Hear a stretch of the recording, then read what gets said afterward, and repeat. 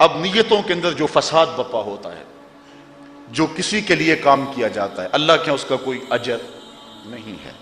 اللہ تعالیٰ ارشاد فرماتا ہے لن ینال اللہ لحومها ولا دماؤها ولکن ینالہ التقوی منکم۔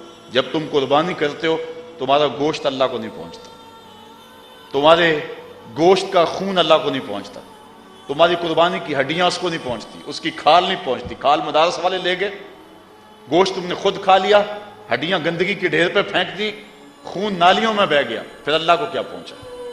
نہ تمہارا گوشت پہنچا، نہ تمہارا پوست پہنچا، نہ تمہارا خون پہنچا، نہ تمہاری قربانی کی جلد پہنچی، تو اللہ کیا پہنچا؟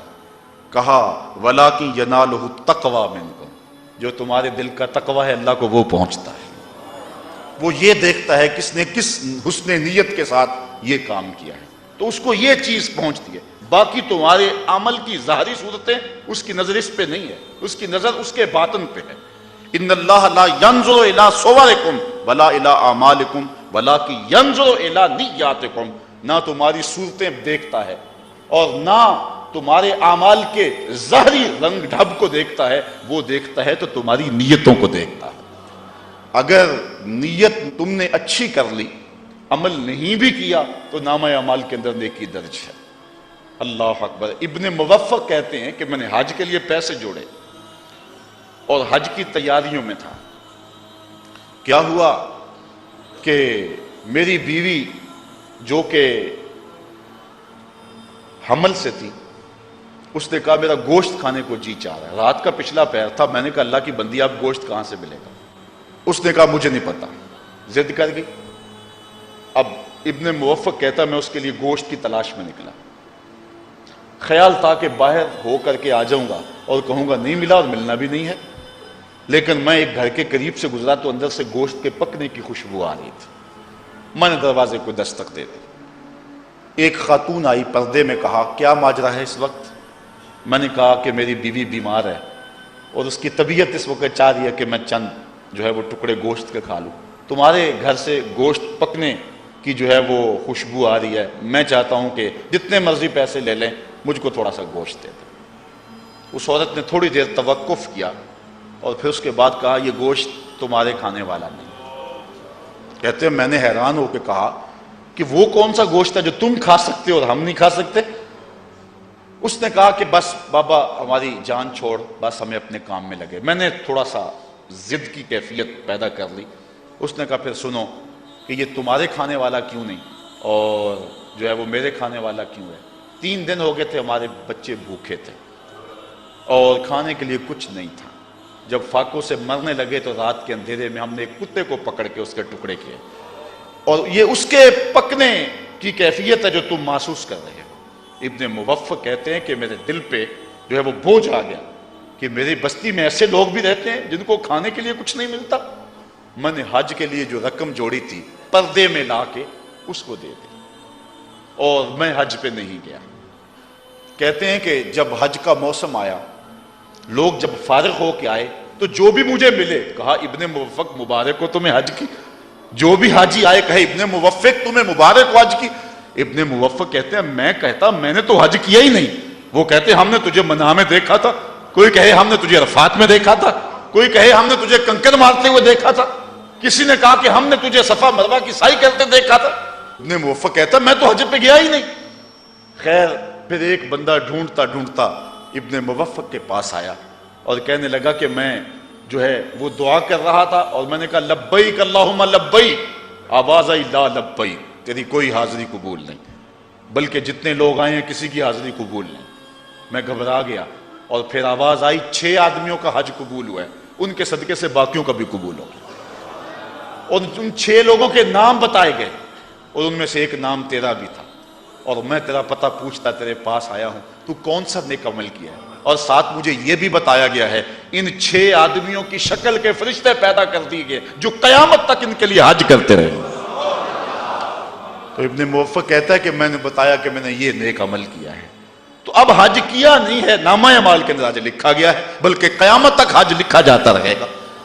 تو نیت کو اگر حسن ہو، اچھائی، اللہ اکبر، اور اگر حاجی بننے کی خواہش ہو اور آرزو ہو کہ لوگ مجھے حاجی کہہ کے پکاریں تو جا کر بھی خالی آ جائے گا۔ اور اگر نیت میں جمال اور نیت میں حسن پیدا ہو گیا تو جو ہے وہ نور علی نور ہو جائے گا۔ حضرت شداد بن اوس رضی اللہ تعالی عنہ سے ہم نیتوں کے خلوص کے حوالے سے ایک روایت دیکھتے ہیں۔ حضرت شداد بن اوس ایک دن رونے لگے۔ کسی نے پوچھا ما یبکی کا، اے شداد بن اوس، اے صحابی رسول، تجھے کیا ہوا، آج کیوں رو رہے ہو؟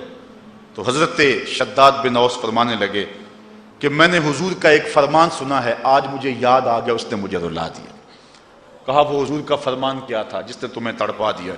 تو کہتے ہیں سمیت رسول اللہ صلی اللہ علیہ وسلم، کہ میں نے حضور سے سنا کہ حضور فرمایا کرتے تھے انی اتخوف علی امتی من بعد الشرک والشہوۃ الخفیہ، میں اپنے بعد اپنی امت سے سب سے زیادہ اس بات سے ڈرتا ہوں کہ وہ شرک اور شہوت خفیہ کے اندر مبتلا ہو جائے گی۔ حضرت شداد بن اوس کہتے ہیں کہ میں نے حضور سے کہا کہ حضور آپ کی امت آپ کے بعد شرک کرے گی؟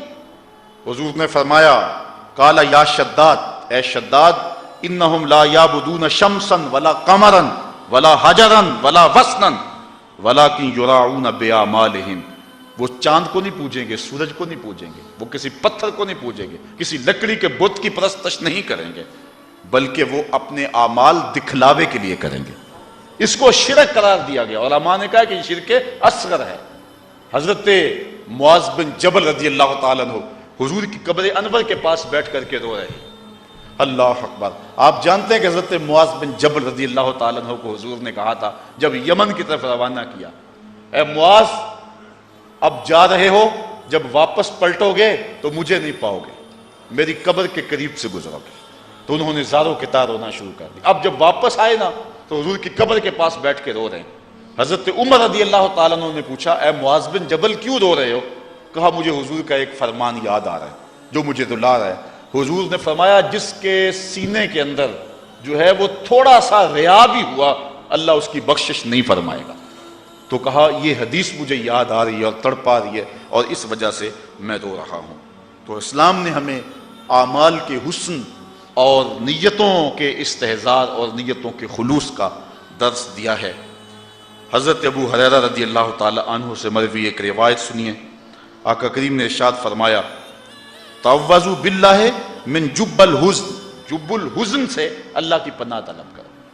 قالوا یا رسول اللہ وما جب الحزن، حضور جب الحزن کیا ہے؟ تو آقا کریم نے فرمایا یہ جہنم میں ایک وادی ہے، واد فی جہنم تتعوذ منہ جہنم کل یوم 400 مرہ، یہ وادی ایسی ہے جس سے ایک دن میں 400 مرتبہ جہنم بھی پناہ مانگتا ہے۔ اس وادی سے فرمایا تم بھی پناہ مانگو۔ قیل یا رسول اللہ من یدخلہ، عرض کی یا رسول اللہ من یدخلہ، اس وادی میں کون داخل ہوگا، کون جائے گا جس سے جہنم بھی پناہ مانگتی ہے؟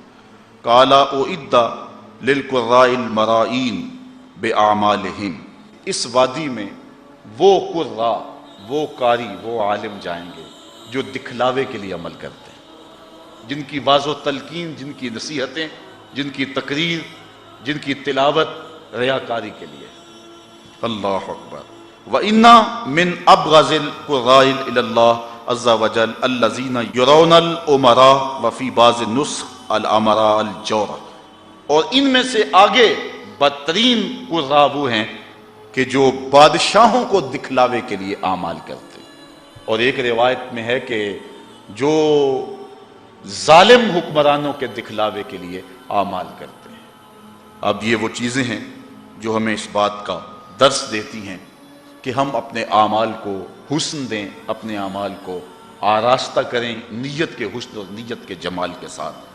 حضرت قاسم بن مخیمرہ رضی اللہ تعالیٰ عنہ فرماتے ہیں لا يقبل اللہ عملا فیہ مثقال حبۃ من خردل من الریا، اللہ تعالیٰ اس عمل کو قبول نہیں کرتا جس میں رائی کے دانے کے برابر بھی ریاکاری آ گئی۔ اللہ جو ہے وہ جمیل ہے اور جمال کو ہی پسند کرتا ہے، اور اللہ تعالیٰ خالص کو ہی پسند کرتا ہے، نہ خالص کو اللہ پسند نہیں کرتا۔ مہربانی کر کے اس چینل کو سبسکرائب کر دیں اور زیادہ سے زیادہ اس ویڈیو کو شیئر اور لائک کریں۔